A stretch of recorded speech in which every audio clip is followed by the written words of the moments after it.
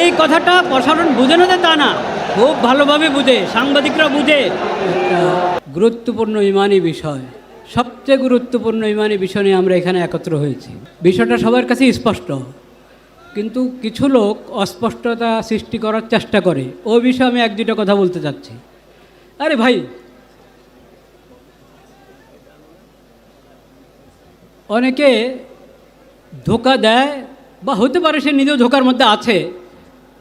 সেটা হলো এটাকে মযহাবের ইখতিলাফ মনে করে। হানাফি, শাফি, হাম্বলি মযহাব, দেখেন সব মযহাব আহলুস সুন্নাত ওয়াল জামাতের অধীনে। আহলুস সুন্নাত ওয়াল জামাতেরই এক একটি মযহাব। কাদিয়ানি আহলুস সুন্নাত ওয়াল জামাত হবে দূরের কথা, ওরা তো ইসলামের গণ্ডির থেকে বাইরে। কাজে এটা মযহাবের ইখতিলাফ নয়।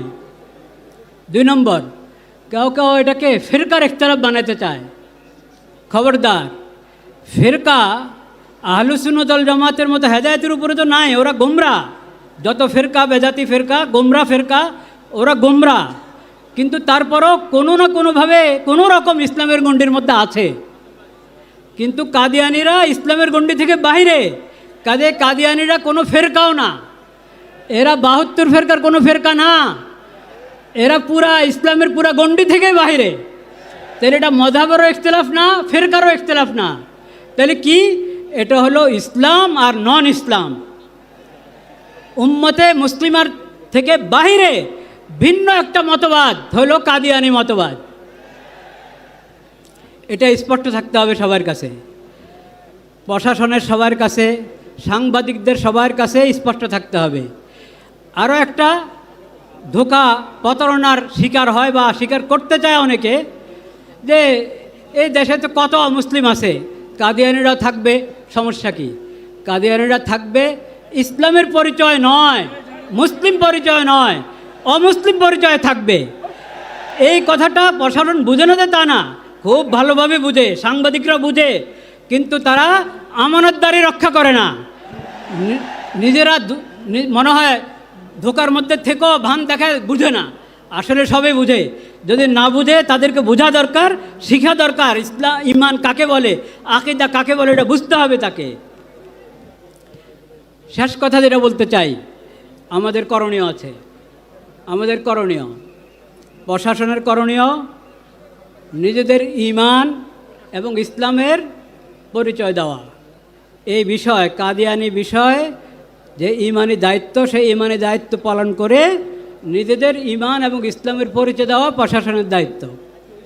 সাংবাদিকদের দায়িত্ব আমানতদারির সাথে এই বিষয়টাকে উপস্থাপন করা, কোনো ধরনের ধোঁকা প্রতারণার আশ্রয় না নেওয়া। সকল ব্যবসায়ীদের দায়িত্ব, তারা কাদিয়ানিদের সমস্ত পণ্য যাতে এমনি পিছনে পড়ে যায়, ওইভাবে জরুরি সমস্ত পণ্য উৎপাদন করা, বাজারজাত করা। কাদিয়ানিদের সমস্ত আরএফএল এবং প্রাণ, অনেক বিভিন্ন নামে কাদিয়ানিদের অনেক পণ্য আছে, এগুলো সব বয়কট করা, পরিত্যাগ করা জরুরি, ফরজ। এটা ঈমানি দায়িত্ব, এটা ঈমানি দায়িত্ব।